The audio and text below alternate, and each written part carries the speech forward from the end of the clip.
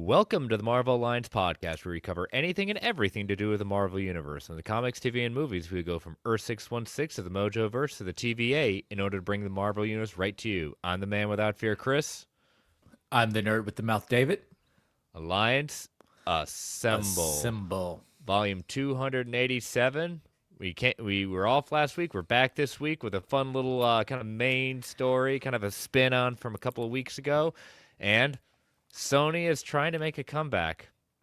Do we believe it? I don't know. We're gonna delve into all that tonight, and but we're happy to be back. David, how are you doing?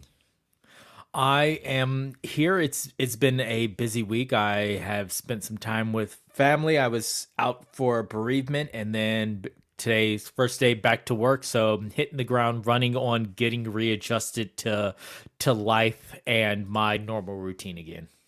Yeah, this is the last full week before break for me. I have next week is a 3.5 day week. We've got a full day off we got a work day on Tuesday and then a half day on the Friday. So it's just like we can push through. It's pretty weird just saying we've got 3 quarters in the books for this school year, and then we got last quarter ready to go into the history book. So it's weird to say it's gone quick. At times it hasn't felt like it. Yeah, it's weird how the school year rolls, and next thing you know, you're looking up. It's the end of February, and you're like, oh wow, we have moved quite a few. And as you said, weather around here, it's 70 degrees where you are, and it's about to snow next week. Me, it's the opposite. It's getting ready to become 70 degrees, and we're hopefully saying goodbye to winter forever, at least Yeah, for this year. make up your mind, nature. Make up your mind. Exactly. It's weather by Sybil. It's freaking weird. Um, but yeah, so we're gonna have some fun tonight, and with our kind of an interesting list we're gonna put together for you all. But before we get into that, we're gonna get rid of and do these network plugs out of the way. So we're part of the Geek Ultimate Alliance Network with 6 shows covering the wide range of geek and nerdom. To see the full schedule, check out the show notes below and subscribe to the Geek Ultimate Alliance Network on Twitter at GWA Pod Network, so you know when all the shows drop. We also have a Patreon, so if you want to throw a couple of shekels our way, we've got 2 tiers. Our dollar tiers are tip jar to say, hey, you think we're doing a good job? And then we've got our $5 tier with ad-free episodes, early access episodes, and Patreon-exclusive shows. We've got a couple of shows from Marvel Alliance in the back catalog there for the patrons. We can watch this all day. The Marvel Alliance Infinity Saga MCU rewatch, Tales from the House of X, where we rewatched our favorite films for the Fox era of X-Men, and then the Baxter broadcast, the Fantastic Four retro film reviews. DC Alliance guys have got DC film through the years, and Joe has got his Multiverse Minutes Disney Dies, where he is looking at going in chronological order, breaking down the Disney animated classics in chronological order on the 1st and 15th of each month. And a lot of back content out there, but we want to thank our patrons. We cannot do this without your support. And if you're not a member of our Patreon, please, and you're interested in joining, go to www.patreon.com/GUA Network so you get all that great content that we have. And if you're not a member of our Patreon, but want to still help us out, well, then you can go and rate and review us on Apple Podcasts, Spotify, Amazon Music, wherever you get your podcast. We greatly appreciate it. And last but certainly not least, we want to thank our official sponsor, panelboundcomics.com, for your omnibus hardcover collect edition needs. JP and the crew at PBC have got it going on with excellent customer service, immaculate packaging, ships around the world. Earn rewards to get discounts on all books. This is hot off the press. Less than 24 hours ago, Jake has updated all the final order cutoffs for the newest round of pre-orders. We've got Daredevil Omnibus Volume 4, first time in print. We've got Way of X Omnibus, part of the Krakoa era, a.k.a. the Nightcrawler saga in the Krakoa era. Coming back in the print after many, many years, X-Men Legacy Legion Omnibus. We've got Spider-Man by Chip Zdarsky coming back for a reprint. This is one, not Marvel, but I'm excited. It's definitely on my pre-order list. Transformers, the Movie Deluxe Edition. Look at that Sean Gordon Murphy cover. Just look at that. Beautiful. Gordon. It is absolutely beautiful. But if you want to get some discounts on any of these books, you can use 2 different codes we have. We have Marvel. You can use Marvel GUA at checkout to get $2 off every single order. Or you can use our other code, MGUA Sit and get 5% off if you order 4 or more books together. It lets them know you're a listener. We want to thank them for being our official sponsor. All right. So let us put everything out. Anything else to go over? Nope. All right.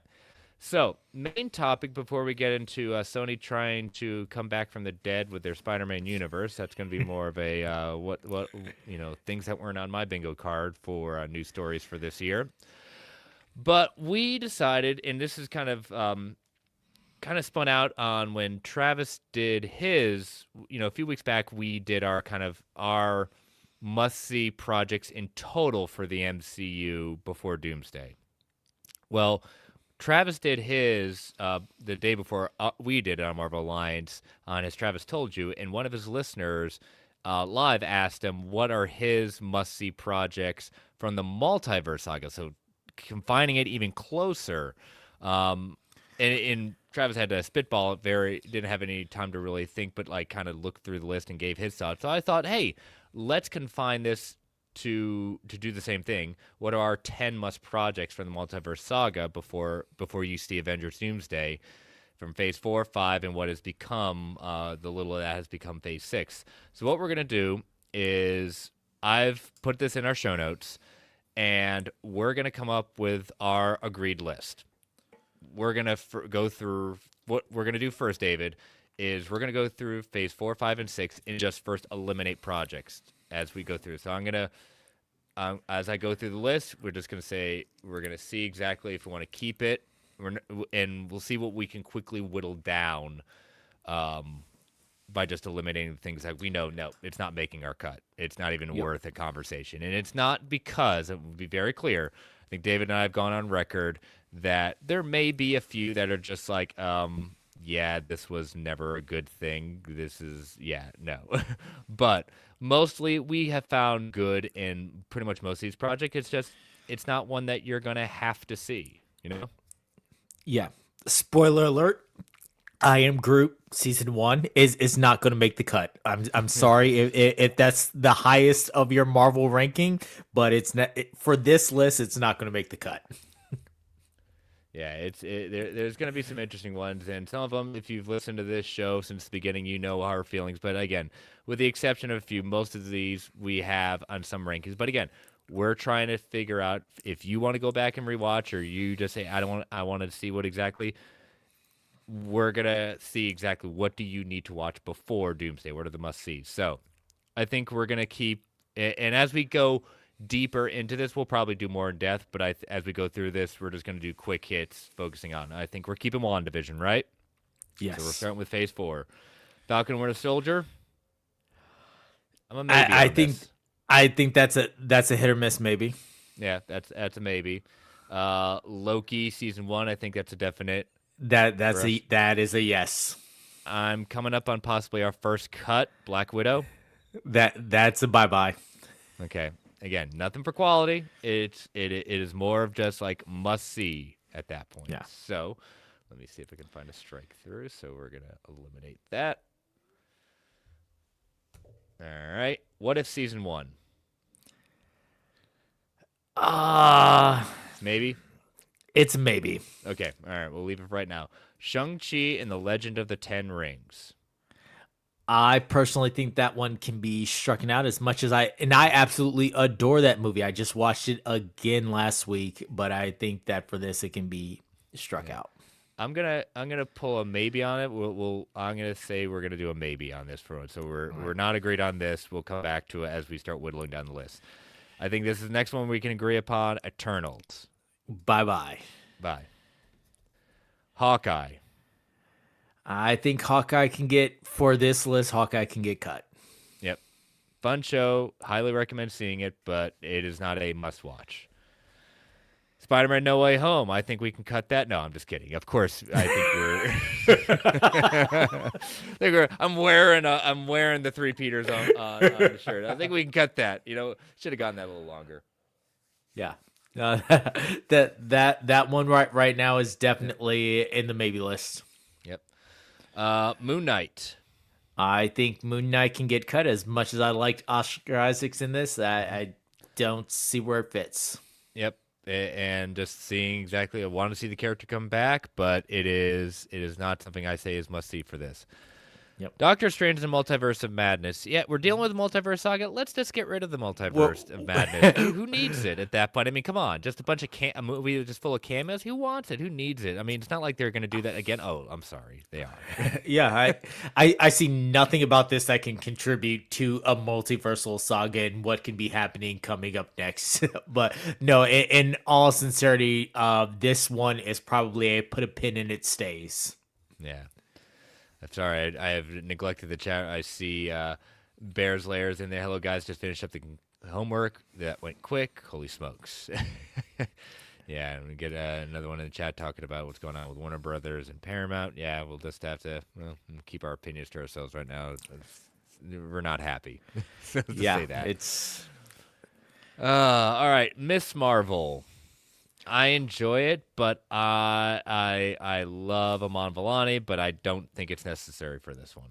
I would agree. Again, Amon Vellani is one of the best things as a person that has happened to the MCU. Like And as protect her her at all, Great protect character. her at all costs. She made that character more than what I could have imagined it could be on the screen. I absolutely love her, love the character, but yeah, not for this. All right. Thor: Love and Thunder. I'm also a cut on this one, not just because of all the it's fun to hate on this movie. No, I just don't. And people say, well, what about love and things like that? I don't know. I don't. I don't know. It I, is a very low maybe for me, and I would be okay with it being cut. Yeah, I'm gonna cut it right now. I think that in the long scheme of things, I think we can find higher quality projects that were better. You know. Yep. So, all right, I Am Groot. We've already kind of said fun, but no. I think the same thing with She-Hulk. I mean, You go back to our reviews. I adore this show. I think this show was a lot of fun. I love how some people really hate on it, feel attacked by it at that point. No, you're missing the whole point of the show. And I'm a huge fan of Tatiana Maslany. I think she did an amazing job with the character. Love that it brought back Daredevil, but there was so much more to that show than just that one or two episodes with Charlie Cox returning. I think it's a great show, but as a must-watch for the Multiverse Saga, I don't think so. I mean, unless they're bringing back Luke Jacobson, who was just one of my favorite side characters in that, the Taylor, then yeah, no, this can be cut. Mm-hmm. All right, Werewolf by Night, amazing, love it around Halloween. I don't think it's necessary. Nope. Again, amazing, especially in black and white. Please do not disregard watching this in black and white. It should be viewed as such, and it is an amazing viewing as such. But yeah, it does not fit for this. Mm-hmm. All right, Black Panther: Wakanda Forever. I'm a keep for this. I am a keep as well, especially after the trailer that we saw and how heavily that they are featured. Well, I mean, someone would argue, well, you saw a whole Thor trailer with love in it. Why didn't we keep that? You know? Yeah, I think there's a difference between the, hey, I have something to protect versus the actual intermingling of the Talokans, the Wakandans, and the Fantastic Four. There's a huge difference there. Again, no hate to the character of Love, no hate to Thor, but there's a huge difference in, okay, Thor has something more that he wants to protect versus these are going to be central figures. Yeah, and the other thing I'll say to that thing, the whole thing of Thor kind of the whole thing with Thor getting together with Love as, father-daughter kind of thing, that is more of kind of an end of the movie thing. It was not necessarily I was expecting it, but I don't think it's necessary to watch that whole movie just to get to that one part. I think that could be very much an explained part that you can get in the movie. So, Guardians of the Galaxy Christmas special to close out Phase 4. Again, great around the holidays, a lot of fun. I don't need it for this. Yeah, I agree. All right. So, I say we just move on to phase 5, eliminate that, and then see where we're at. How's that? And see if we need Yep. to start making some hard pitches to each other. All right. Starting off phase 5, and this is what people may signal. They're saying this is where we started the crack started forming on the MCU. Ant-Man and the Wasp, Quantumania. That What could have been? Yes, had you asked me a couple of years ago if when it first debuted if this was essential viewing for what is coming up, absolutely, but with everything that has changed and is changing, I think this no longer holds a place in the I need to have this for the future. Yeah. All right. Guardians of the Galaxy Volume 3. This is a hard one for me. I'm not sure yet, and I kind of want to leave it right now just to see where we're at. I'm leaning towards, when we look at the rest of the list, this might be an eventual cut, but I personally want to keep it right now just to see where we're at. It is a low maybe for me. There are parts of it that I wonder, okay, are they going to come back? How are they going to come back? Again, great movie. I love the movie. Got the rocket story. I mean, it pulls at your heartstrings, but it is a very low maybe for me. And we haven't heard where Peter comes back into this or thing. I mean, again, we've only seen so much, and we know that Peter's coming back, but we don't know if the Guardians are coming back. We don't know where they fit into this. This may be a list we have to revisit maybe after, Doomsday, to see how, what was essential viewing. So I'd say we just keep it right now. It may eventually get up. I don't think it's keeping away from anything. There's no harm in keeping it right now. Secret Invasion. Go back if you want to see the best most, of the best. You want to see I've said this before. One of the hardest things to review in Marvel Alliance history was that final episode. Laughs, tears, and what did we just see moments in Marvel Alliance history? Go back to that episode. I'm sure David can find it very quickly of what episode that was. If you need a good laugh, you need to cry a little bit for Brent and I when we did that one. Man, that was rough. I say we put it out of its misery. I can agree to that. I am Groot season 2. If you didn't want season 1, well, I think we should keep season 2. Nah, we can get rid of that. I don't think there's much debate on that. I mean, again, it's essential viewing. Mm-hmm. All right, the Loki season 2. I think that's a surefire thing, especially with where it ends up. I I almost want to say Loki the series is, we can count that as one if we get into trouble and are debating between keeping one. How about that? I would agree. All right, the Marvels.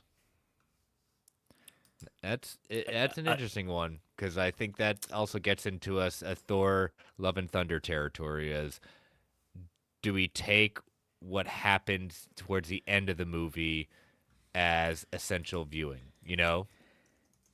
Yeah. It's a cut for me. I think it has parts that can tie in, but it doesn't Yeah. to me scream you need this in your life. Yeah. Again, the last couple of minutes of the movie and the end credits, it's not enough for me. So, Yeah. All right. What if season 2? Which I think was the superior one of, like, as a whole season. I thought that was better than, I think, Loki. What if season 1 episodes were great, not as a whole. It was okay. I think season 2 was better. I don't know. It is also, it's a low maybe for me, but it's one of those where, like, if it I think if we, how about this?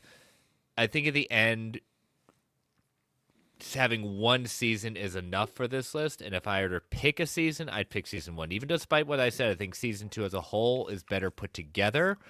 I think season 1 sets you up better for the concepts of what could be going on with Doomsday and Secret Wars. I agree. Okay, so we'll cut out season 2.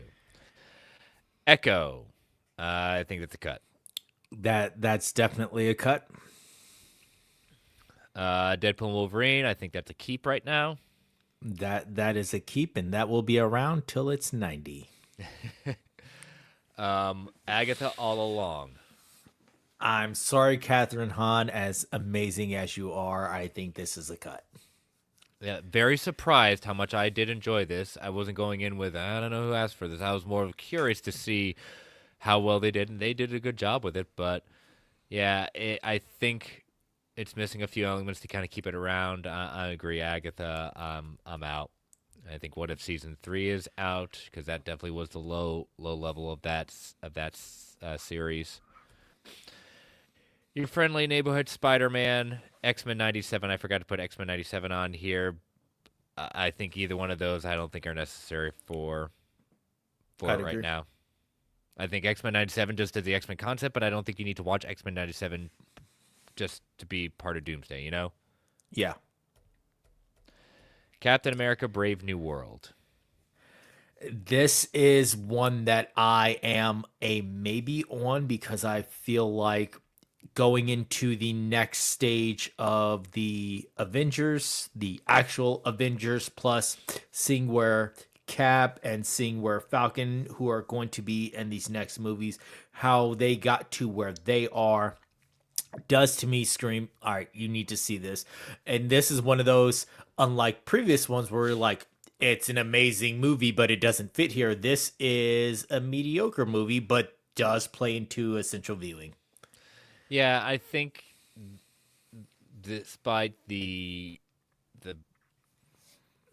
think my biggest issue is the whole Sidewinder and the Serpent Society and things like that. That just didn't land. I think there's a lot playing into this that's going to be possibly revisited in different ways. I'll keep it as a maybe for right now for me. Daredevil Born Again season 1. I'm a maybe for this. I could see surprises being made that makes this something that needs to be viewed. So yeah, I would go and put it as a maybe. Thunderbolts. I'm a definite yes on that. There's no that's yep, sticking around. because you need the Avengers with a Z, so it's different. Yeah. All right, Ironheart. I hate to say that's a cut. Yep, that is definitely a cut. All right, so we are now into 3 projects within Phase 6. We have Fantastic Four, Eyes of Wakanda, and Marvel Zombies. I think Fantastic Four is safe right now. Eyes of Wakanda, I say, is a cut. Yep. Marvel Zombies, God, it was really, really good, but I don't know. I'm a maybe on it. I don't think it's going to make it. I'm good keeping it right now, though. Yeah. All right. All right, so we have right now, we have 1, 2, 3, 4, 5. So out of Phase 4, we have WandaVision, Falcon and Winter Soldier, Loki Season 1, What If Season 1, Shang-Chi, Spider-Man No Way Home, Doctor Strange Multiverse of Madness, Black Panther Wakanda Forever. So we've got 8 projects there from Phase 4. We have Guardians of the Galaxy Volume 3 from Phase 5, Loki Season 2, and I think we're just going to say Loki, just the series itself at this point. Yep. Daredevil, Wolverine, Captain America, Brave New World, Daredevil, Born Again, Season 1, Thunderbolts. So we have 6 projects in Phase 5 and 2 projects in Phase 6, Fantastic Four First Steps, and Marvel Zombies. So trying to whittle this down to 10. So we are over by about 1, 2, 3, 4, 5, 6. So we have to eliminate 6. Yep. So all right. Well, let's first for numbering combine Loki, and we're just gonna straight up Loki. So that puts us down. Let's see, 8, 5, 13, 14, 15. So we're at 15 right now. We need to cut out 5. All right. I think we can cut out Marvel Zombies. Yep. I think in looking at where we're at right now, I think if we're trying to get prepared for Doomsday, do that. All right, so we're down to 14. All right. think this is where it gets tough, just because it's hard separating what I love versus do you need to watch it. And I think we kind of said it. I think Guardians of the Galaxy Volume 3, we're not nothing's being built up for the Guardians in Doomsday. You Right. know? At least from what Yeah. we've seen right now. We're going off of what we know and what we've seen. I have heard very little of Guardians being a central part of Doomsday, you know? Yeah. We haven't had any they will return in this. Outside of Peter. We haven't had any major announcements about the Guardians, so I would say that it is okay to just count them as a no. Yeah. Detoll, does Brand New Day count? Well, we're just going off of right now. It's going yes, but we haven't seen it, and I'm assuming yes, but we're just going off of the release project. But good question, Detoll. It would probably make the list, and so we probably have to keep this in mind and revisit this once we see it at that point and see if there may be another project bumped off. So we'll keep that in mind, Detoll. Thank you for asking that. All right, so Guardians Volume 3 is out. So we have now 3 more projects to eliminate. All right. Well, here's an interesting thing. So we have Falcon and Winter Soldier, Captain America, Brave New World. I was just thinking that you could do one or the other because all the major 3 characters are tackled in both. You get to know a lot. You get Falcon in there. You get our new Cap in there at the end of it. You get the Winter Soldier. So yes, they have grown up by the time you see Captain America Brave New World, but I think you get more of a feel of who they are as people and who they are as characters by Falcon and the Winter Soldier. That argument can be made. Yeah. It's I don't know. I'm trying to the better project is Falcon and Winter Soldier. The better project is Falcon and Winter Soldier, but what does it set? Can you still get enough of that in Brave New World? You know? Yeah. I don't know. Let's come back to that one. I'm not there yet. Let's see. I think Wanda's definitely safe. I think Wanda's safe. I think Loki's safe. I'm gonna bold these so that way we know which. Let's look at the ones who are just ultimately safe. You know, and see where we're at. No Way Home is safe. Doctor Strange is safe. I think Black Panther is safe. Deadpool and Wolverine, I think, are safe. Thunderbolts is safe. And Fantastic Four. Fantastic Four. So we are at 1, 2, 3, 4, 5, 6, 7, 8. All right, so we've got to select. Okay, so let's think about this. That's what's being eliminating. Let's see if we want to make a case. We've got to make a case for starting with one of these.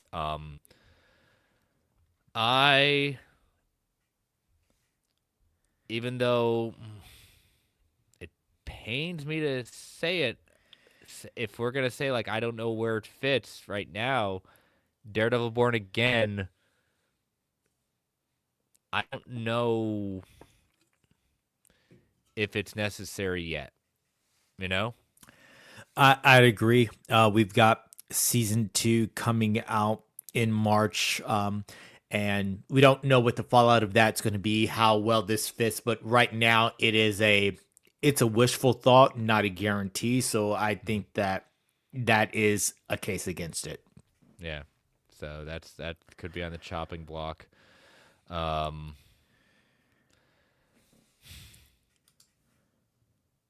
would like to make a case saying that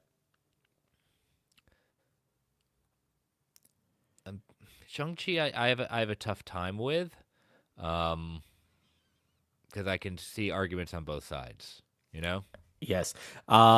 Simu was a part of the chairs, so we Mhm. do know that he is going to be returning in this.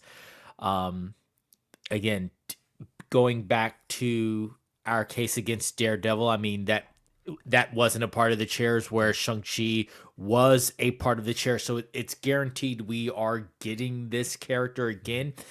I just don't know how much that's going to flow into it. Yeah. So let's eliminate Daredevil Born Again right now. And Shang-Chi is kind of on teetering on the edge right now. All right. Do you think, let's go back to What If. Do you think What If, how necessary do you think What If is?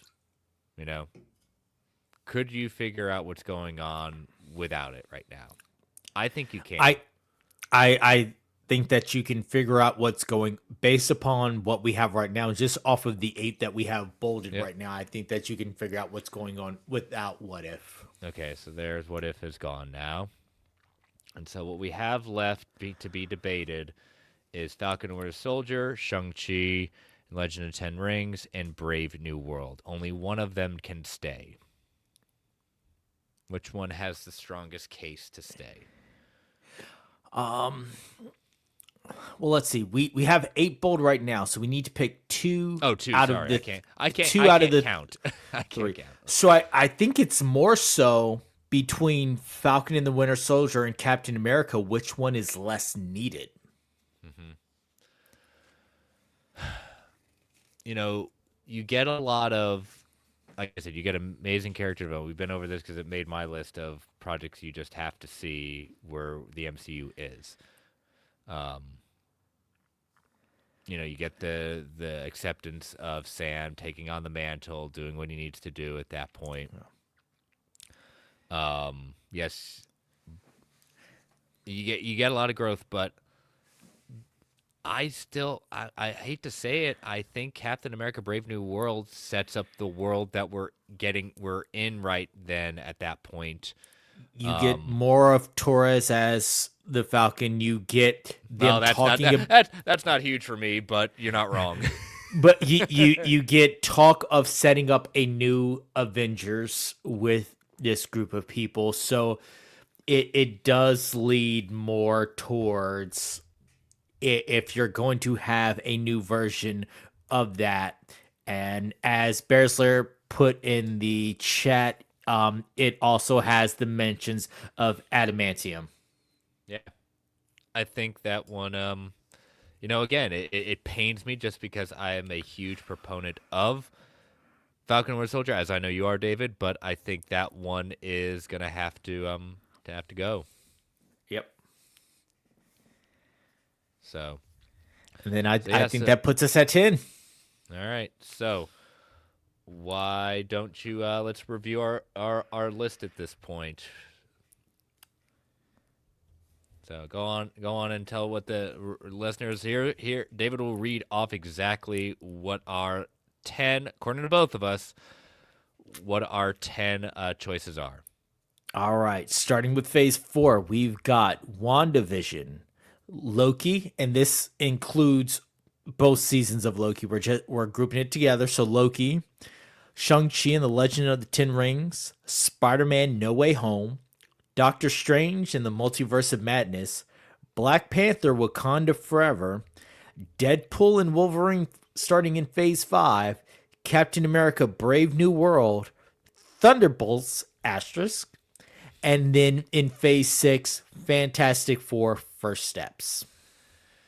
And I think one of the things that, you know, yes, we're kind of cheating with Loki, but I think that I think it's necessary. I think you can watch season 1 fine, but I think it leaves it on such a cliffhanger. Forget the whole Kang thing. I think it leaves it enough that you're going to want to see the second season because it perfectly sets up season 2. I don't think you could just see season 2 and feel you really get an understanding of the journey that Loki has been on.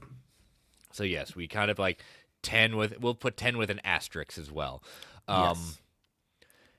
And again, this is how we're viewing what it is. As you brought up, we haven't seen Brand New Day. We haven't seen season 2 of Daredevil. We haven't seen what the Punisher is going to be in Spider-Man Brand New Day. Like we don't know what's necessary, but it could be one of those things. Like yeah, the Punisher spotlight movie is gonna be great.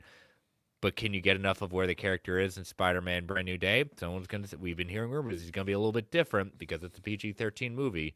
It's gonna be the kids like to say nerfed, but it is what it is. Um, I I think I like that. It's very interesting. It's very telling because I think this says a lot about what happened with the MCU. Phase 4, I think as a whole, is your strongest phase right now. Like, I mean, look at it. We've got 6 projects out of phase 4. I think it still had the most when we did our And first. we still had to debate some of those out. So yeah. Yeah.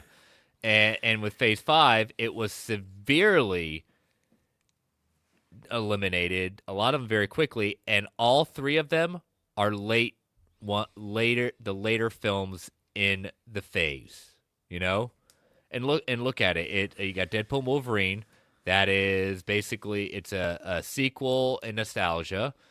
Captain America's a sequel. Thunderbolts is the most interesting one just because it is a bunch of C and D and F list characters that, not only is a great story, but also sets up for where we're at in Doomsday. Then, phase 6, I mean, it just has had 3 projects technically, and the biggest one being Fantastic Four. And I think the biggest reason it's on there is because they're going to play a big part in Doomsday. So, Yeah.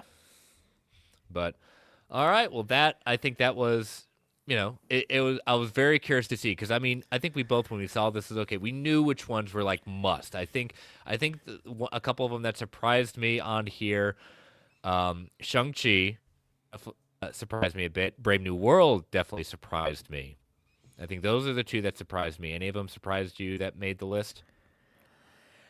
Shang-Chi definitely surprised me. The rest of them, I mean, with the exception of WandaVision, which was an honorable mention, the rest of them are on my list or were an honorable mention of my original list outside of Shang-Chi. So like I I think that this does definitely coincide with my originals, and yeah, I'm at least excited to have, as shocking as it was to have it on this list, have Shang-Chi come back and see where they Yeah. go from there. Like when I saw him on the list of chairs, I was like, yes, my man gets to come back. So, Yeah.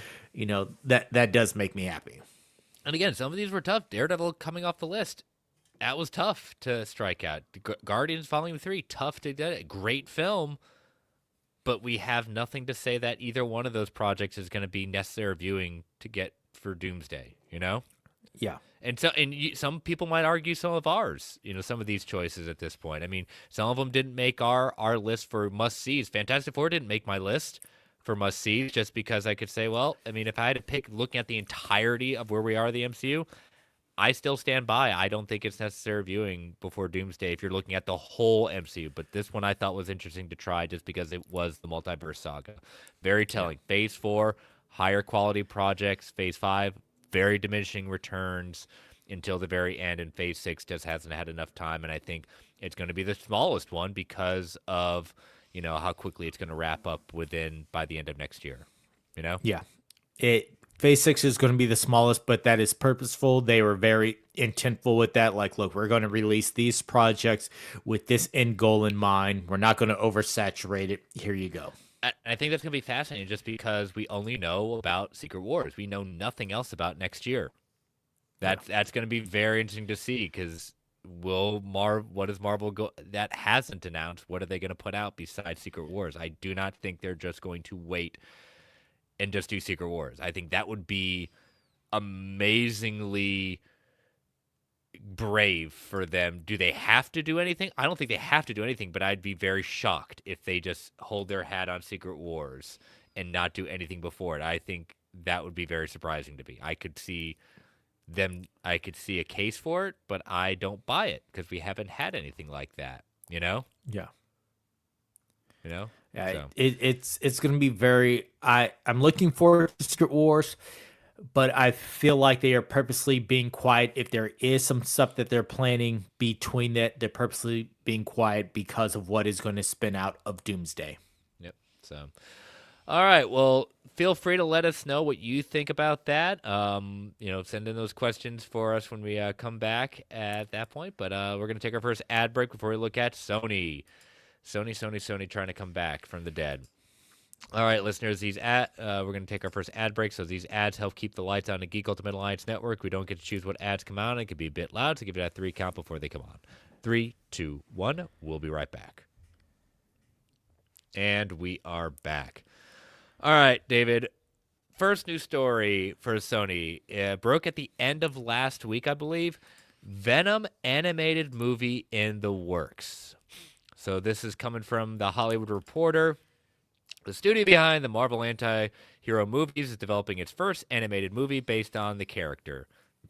They have tapped Zach Lefowski and Adam B. Stein, the duo behind the horror hit Final Destination Bloodlines, is set to direct the project. Amy Pascal, Avi Arad, Matt Tolmach, who have worked on the Venom movies, will also produce the feature. Say what you want about them. It's just, producers just produce.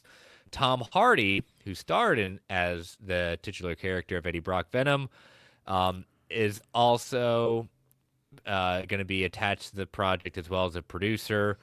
And Kelly Marcy is the go-to screenwriter for the live-action movies as well as a producer. No writer is attached to the project. Sony Pictures Animation is opening up a writer's room to see what takes that they have. No one has been said that they are jumping on board with that. Remember Venom, the first Venom movie 2018 was actually a very big surprise hit for that year. Let There Be Carnage, followed up with, I'm trying to see. Oh yeah. First Venom movie grossed $856 million worldwide. Let There Be Carnage, the sequel, grossed $506.8 million worldwide. And The Last Dance, I'll miss you, buddy, $478.9 million. So diminishing returns with each one, but no one can say it was not a hit. Because again, it made, as a franchise, it made over $1 billion as a franchise. That is not a a bust. Yeah, it had its audience. It definitely had its audience. Yes. Going with the animation route, in theory, allows Sony to keep Venom-related content fresh and relevant. Sony Pictures has found great success and Oscar Gold, with the Spider-Verse movies at this point. It's going to be interesting because we just know that they're, again, just because it's in the works doesn't mean it's going to be happening. It's like everything. How many things are in development that will never see the light of day? This may not see the light of day. It just is like with everything. It is in development. How I feel about this, I like the Venom character. In the comics right now, I'm not necessarily a fan. I don't care, spoiler alert, that it has anything to do with Venom now being attached to Mary Jane. I don't have necessarily a problem with that. I have a problem with the writing. The writing is just not connecting with me as a comic book fan, so I've kind of dropped reading that for a bit. The last time I have really been into Venom was Donny Cates' run. And before that, it was Agent Venom with Rick Remender. And then before that, it was kind of the initial introduction of Venom and stuff like that. But I just wonder, again, has Sony done what they need to do with Spider-Man through the Spider-Verse movies? Yes, great.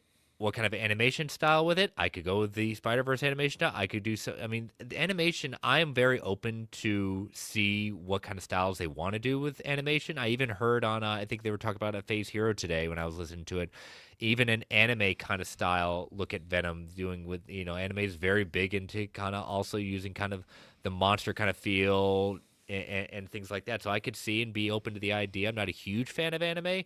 It's just not my tempo a lot of times, but I have dabbled enough in it that I'm willing to give it a chance. And even the comics have done kind of manga versions of Venom too. So I'm open to this idea. It just gives me pause to say that, are we doing something fresh, or are we trying to continue to channel what they did with the live action, which really is not what I want to see with Venom. I'm sorry. I mean, they proved that they could do a Venom movie without Spider-Man. I just don't think it landed. Yeah.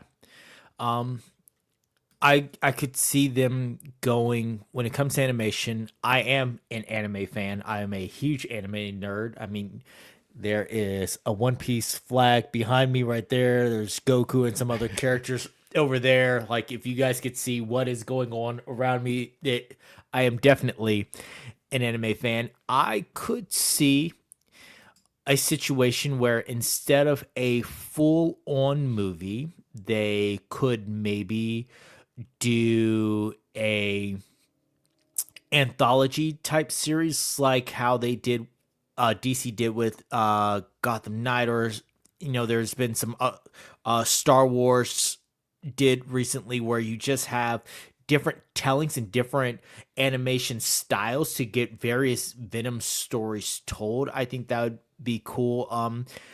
I do think going the animated route gives you a lot more flexibility with Venom and with the symbiote that doesn't cost you as much money as you would have to do for animating this for the live action. Um, I I'm happy, but not. It wasn't a needed that Tom Hardy is would be doing the voice of this, and so if they were to switch up voices and go a different route, I'm not sitting here like, oh my God, I can't hear anything other than Tom Hardy. This to me is not Mark Hamill doing the Joker where I don't care who it is. My mind is going to revert to Mark Hamill doing the Joker. Like it doesn't hold that weight for me. So it's fun, but it's not, oh my, this is exactly what I needed. And Bears Lair said, "I'll give it a chance, but hope for epic goodness."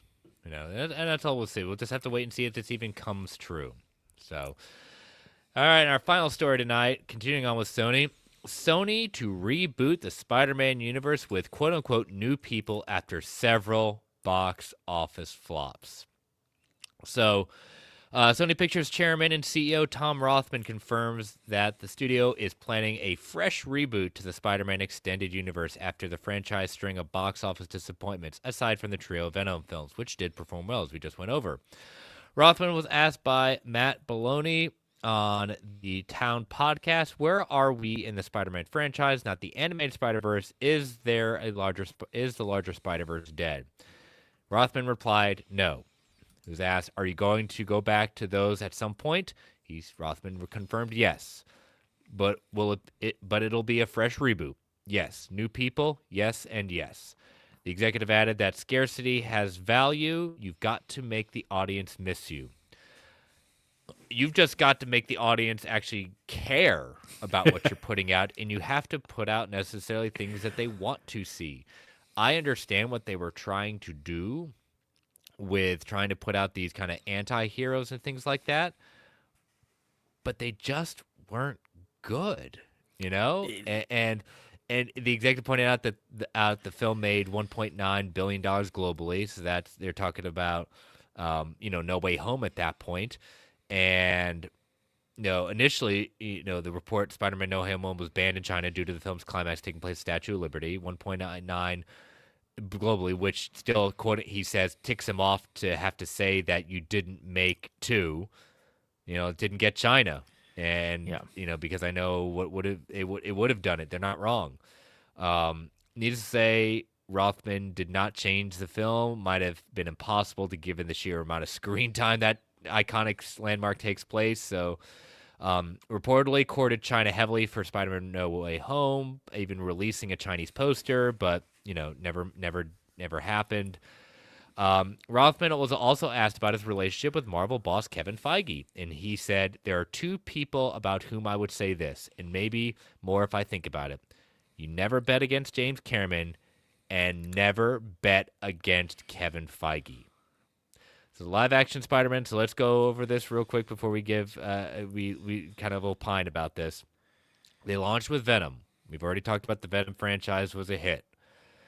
Despite people's misgivings about it, box office wise, hit. Morbius 2022, 162 million globally, died. 2024's Madam Web, $100 million, died.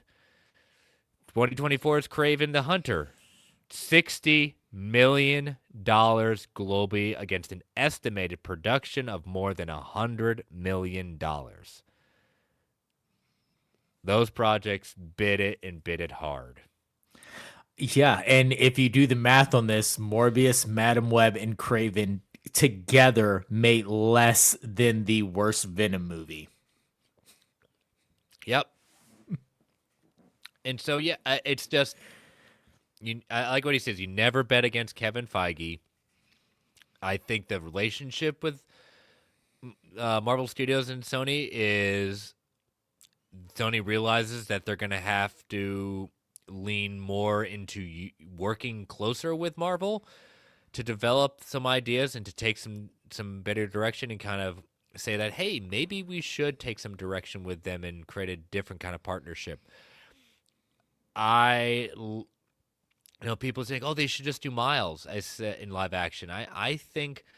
I really do think, I think the rumors are there's a lot to them, and I'd like to say there's a lot of smoke with this one, that I think the MCU is going to get Miles. Sony is not. And I think the only reason that we've talked about on this show, that the reason that Marvel is not jumping into Miles yet, is because I think there's an understanding that they won't touch it until the Spider-Verse movies are done. So after that third film, I think all bets are off. I think Miles is going to come to the MCU, and it will not come to the Sony Spider-Man universe. I definitely agree that this is we will leave him alone for now and let you have that moment, but after that, we're taking the ball and running with it. And I think I think it's Miles is a top tier character, and he does deserve quality behind it, and I do not trust Sony right now to do well by that character in live action. I think animation, you cannot equate what they've done with live action with Miles of understanding of what they do to that character in live action. I think those are two very different things. Yeah. And I think, Sony itself it's lost the trust of the general audience. Yes, even within the MCU, characters get changed, they get tweaked a little bit to fit the narrative, to the story, whatever they're trying to do. A lot of these Sony movies, I'm looking back, I'm thinking of Madam Web, I'm thinking of Kraven the Hunter. These are just full scale changes for the sake of changes, and you're slapping the name of the character on there. I will also say this: anyone signing up for these movies, please know that you are joining the Sony universe and not the Marvel universe. Dakota Johnson, I'm talking to you. Know which universe you're joining up for. Yeah. So again, I'm not necessarily surprised that they're trying to continue on with this. It's just like, when will that happen? I think I know Travis Snell and I have said the same thing with this. The Sonys, those movies, Morbius, Madam Web, and Kraven, did damage to the Marvel brand, because the general audience does not separate the two. You and I, people that are in this kind of industry in the sense of, podcasting and content creation that focus on this, we understand the difference. General audience does it, and those films damage the brand. Yeah. And then Marvel Studios also damaged itself with the projects that they released in churning out project after project and not focusing on the quality versus the quantity. But we've already beat that dead horse for a while, so we're not going to revisit that. But we'll see. So, all right, we're going to take this ad break before we get into the last part of the show. So, as listeners, you know that these ads help keep the lights on the Geek Ultimate Alliance Network. We don't get to choose what ads come on. They can be a bit loud, so give it a 3 count before they come on. 3, 2, 1. We'll be right back. And we are back. All right, so I did not see any listener questions tonight, so we will bypass that and go straight into Fact or Fiction. So revisiting Fact or Fictions that you put out there for 2 weeks ago. Number 1, the Osborn family will be mentioned in Spider-Man Noir. 69% said fact. Excuse me, Spider Noir. I got to make sure to get that right. Spider Noir. 69% said fact. 31% said fiction. Thank you, Sony. The Spider, a.k.a. Spider-Man Noir. I'll go with that. will appear again in Beyond the Spider-Verse. 88% said fact, 12% said fiction. I don't know if they really understood that one, David. I tried to be as specific as possible, but I think more people are thinking other things. And we will get another set of Avengers Doomsday teasers before we get an actual Avengers Doomsday trailer. 42% said fact, 58% said fiction. So they're not on board with that one. But You know what? It's fair. It's fair for that last one. yep. All right. So mine for this week. Let's see. All right.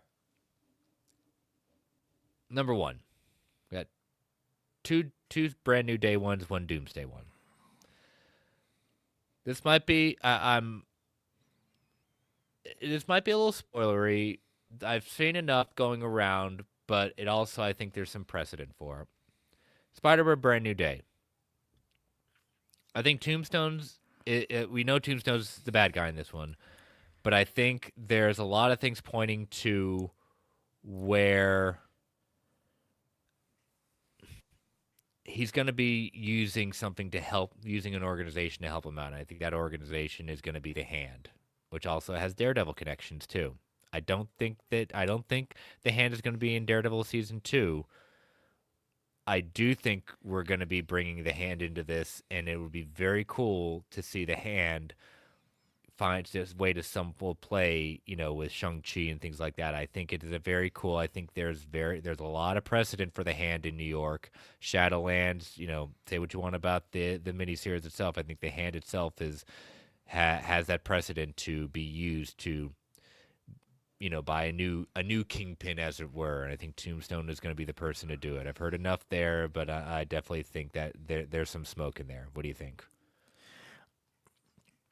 I have been seeing what has been popping up and things like that, and it does lead to some credence for that. So I would go ahead and say fact. That's when Extreme 3D 97 says he has a crazy theory about Spider-Man Brand New Day. I've put in the chat. Go on. We'll see what he or she has. All right, so you're a fact on that one. I'm a fact as well. All right, next one. In Spider-Man Brand New Day, Tombstone will survive and escape being captured at the end of the movie. So we are going to be, kind of going the we're not going to go the homecoming route where survives and is put in jail. We're going that survives and escapes to fight another day. And I think Tombstone is going to be, a part of this next trilogy in some way, shape, or form beyond this movie.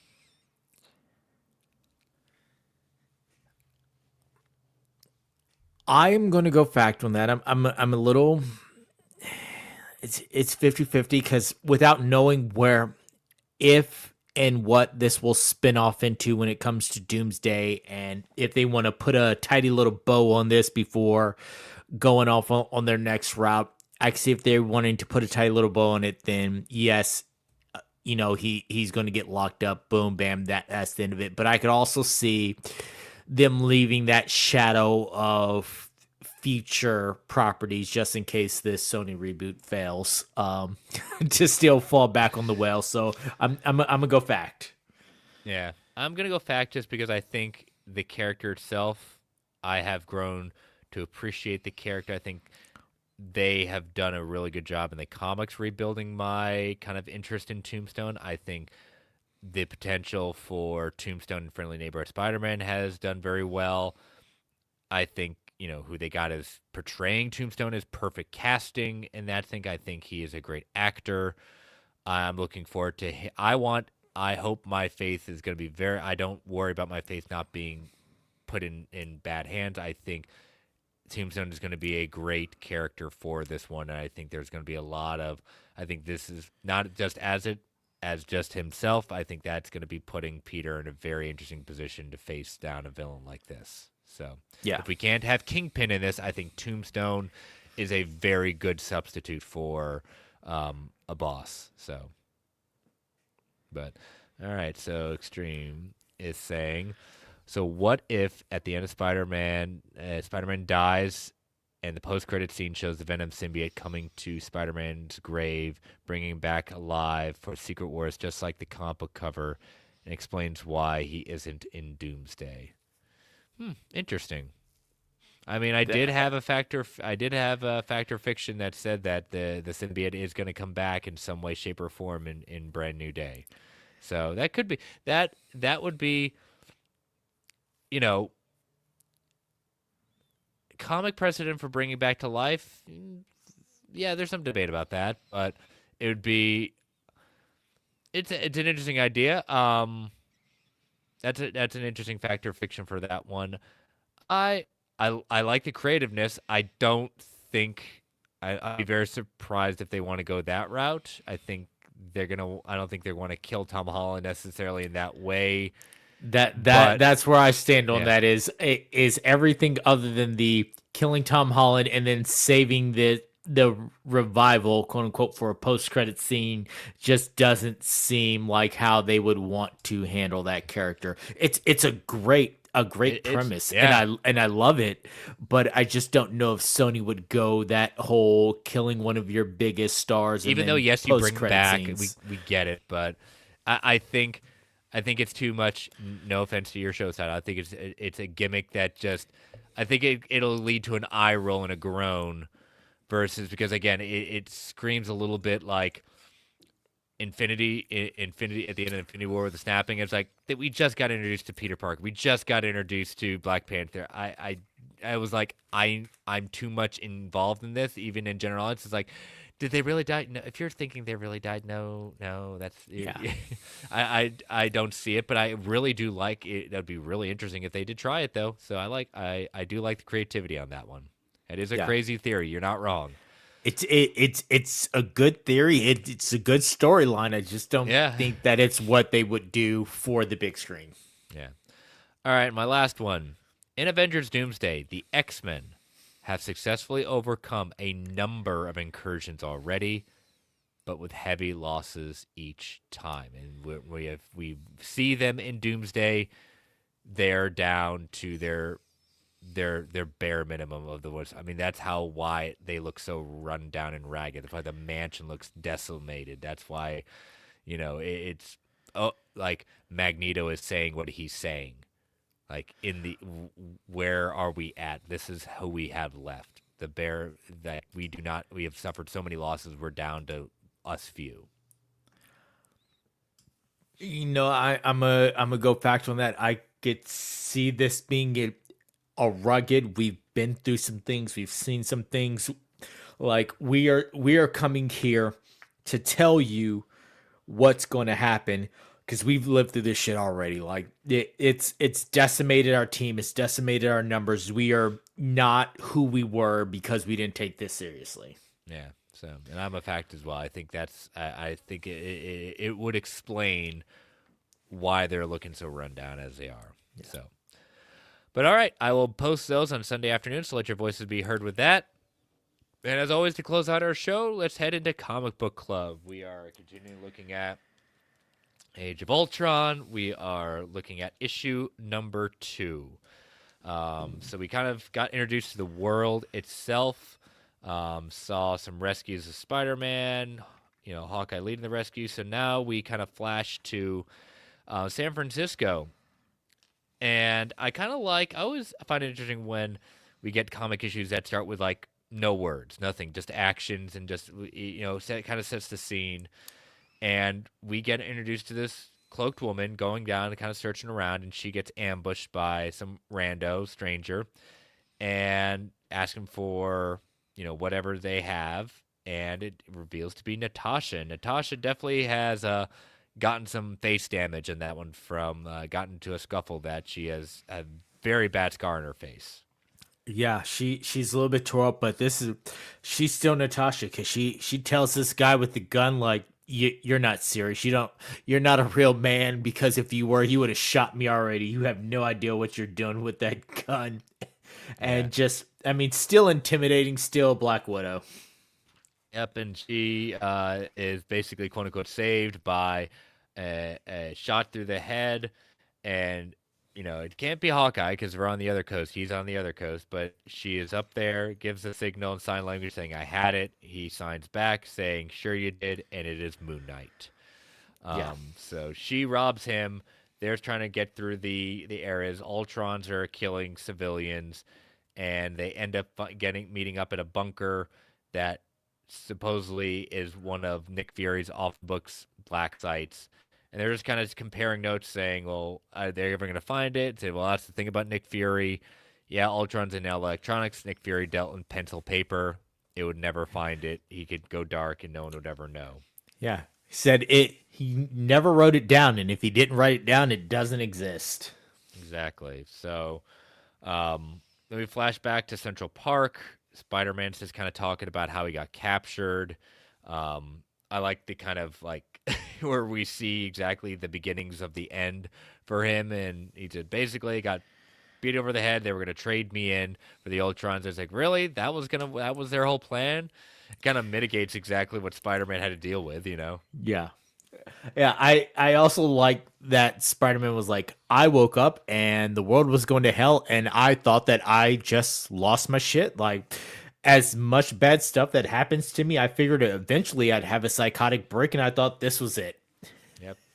And they look at Cap, no plan or anything like that, still wallowing in the shadows. They're saying, "Oh, what are we gonna do? How are we gonna do this? This is all we got left." And then all of a sudden, Cap gets up, says, "Yeah, because we didn't have a plan, that's why we lost. But until now." And so he gets up. We're gonna have a plan. I would say like this is. I've read this story before. This issue kind of was disappointing in the sense of I don't know if we needed another kind of setting up the world at that point, but hopefully the next issue kind of picks up. Yeah. It I agree to your point. There's not much that happens here other than establishing that they mentioned Washington D.C. is gone off the face of the map. Not surprising. We saw the decimation in New York last issue. Now we're seeing what the West Coast Avengers presumably are dealing with in San Francisco. So you're getting the feel that, okay, this is worldwide, but everyone seems to have just given up hope and reserved themselves to this is how it's going to be. I mean, Tony even says at one point where Peter says, we've got to do something. What's next? And Tony just says, yeah, we survive. That's all we can do. And and shout out to my good friend Chuck on this. At that point, I don't know what he would have to say to Captain America. He's just sitting there wallowing into his own stuff. He's like, "Why are we listening to him?" I could see Chuck basically kind of like, "Why are we focusing on that one?" But shout out to you, Chuck. Yeah. But all right, so we will go back and look at issue number 3 at our next episode. So here we go. Marvel Alliance, volume 287 in the books, and stay tuned for post credits. We're gonna have a fun one. One thing that we did not see coming this week I'm pretty confident that it definitely got me excited. Yeah, I'm pretty sure it got David excited too. So, but stay tuned for post credits for this one. But all right, so David, tell people how they can follow you. Plug your shows. You can find me on all socials at The Phantom. You can find me here on the GeekVerse Network as part of our wrestling show, The Gimmick. We have a show coming up this Sunday that's going to be an Elimination Chamber review. We're gearing up because for those of us who have pre-ordered, which I know all of my co-hosts on The Gimmick have pre-ordered, we've got the next year's round of WWE 2K releasing it. Early release is March 6th. And just like last year when we waited through the issues of a pre-release and all the bugs, we're going to do it again to bring you some MyGM mode. It's fun. Travis ended up pulling out a win at the end of it. And Repeat. So we're going to see if we can run it back one more time or if either me or S-Bubs ends up taking the crown with this next one. But this game is bigger, more intuitive, like longer season. So we're definitely going to be able to have some fun with this. So yeah, catch us this Sunday doing a review of Elimination Chamber, talking more about what's coming up with WWE 2K26. And then look for us in the future with more of my GM mode streams. All right, well, definitely catch that. And yes, you can follow me on all the socials at Chris Balga. Jake and I did release our final order cutoff for the April solicits this week for our final order cutoff review, our pre-order review, and we are going to record the May May pre-orders that we just kind of showcased here at the up top of the show on the Brave and the Boys channel this weekend, and so that will release in the following week, looking at all the May releases and our top picks for that. So check that out on the Brave and the Boys channel. You can follow this show on Twitter at Marvel 8 Podcast. You can follow the Geek Ultimate Alliance Network on Twitter, also at GUA Pod Network. You can email the show at marvelalliancepodcast@gmail.com. Feel free to tweet, email. If you want to provide feedback, DMs are open across the board. Let us know your opinions, your questions. Continue to rate and review us on Apple Podcasts, Spotify, Amazon Music, wherever you get your podcasts. We greatly appreciate it. Thank you all for joining us live in the chat. Thank you all for listening. Stay safe out there, everyone. And as Stan the Man would say, Excelsior, true believers. All right, David, post-credits discussion tonight. I know you usually set those up, but I kind of pulled an audible. I said, I've got an idea, and I think you'll be cool with it. We got a big surprise for a new game that's coming out, and it is entitled Marvel Maximum Collection with the X right there, taking the idea of the Avengers, but Maximum Collection. So for those of you watching on YouTube, we've got the trailer pulled up. For those of you not watching, well, we're just kind of, as always, we shut down the, at least for this trailer, it's not necessary outside of the great, like, old school, retro soundtrack at that point. So this is another collection of games, but very much focused on the X-Men and other big Marvel arcade classics coming from limited run games. So this is coming from Konami. We're queuing it up now, limited run. And we have a number of games. We've got the Marvel arcade game that's going to be in this, which is, oh my God, how many quarters did you sink into this as a kid? This is so good. So not only as a kid, but there's a place around the corner from me called Arcade Alley where you pay $20 and you can play all the games you want, and they have this and some others there. And yeah, it is a good time had by all. Yep. So, and also featuring 6-player online multiplayer. Look at all that Dazzler. You got Captain America and the Avengers. This was I think one of my main lines was actually Vision in this one. In this one, Snow Vision, or Iron Man was another go-to for me in with this one. So I liked how this was kind of like a side scroller plus kind of Contra feel to it, as we kind of saw in the images. Yeah. I remember playing as Hawkeye in this a while because I like the long range with the bow. And I like it. Like, this is a little bit like kind of also a lot of different styles going on here with this one. Different console versions of this. 8-bit 16 classics we're going to see. So we got Spider-Man, X-Men, Arcade Revenge. I will not mince words with this. I despise this game. I hate this game so much. This was terrible. If you love this game, good for you. This game, it was almost unplayable for me. So I will try it again, but I will probably, this will not be in my first playthrough for this one, just because I have nightmares about this game because it was that is definitely a nostalgia bait for me. I remember the kid across the street ended up getting it, and we would go over there and try and play it, and it was absolutely horrendous. I don't remember ever getting past a single level. We would play for probably like this up? 15 minutes at a time and then go, forget it, we're going back to Street Fighter because this sucks.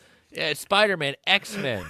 I don't even care about Arcade Revenge. You got two, oh gosh, oh man. But anyway, so we come to we fix it with this one, Spider-Man, Venom, Maximum Carnage. Oh my gosh, this was like the heyday of this, like Superman, the Death and Return of Superman. Like, this was, I went back and forth on these games. This was such a cool game, and the soundtrack amazing.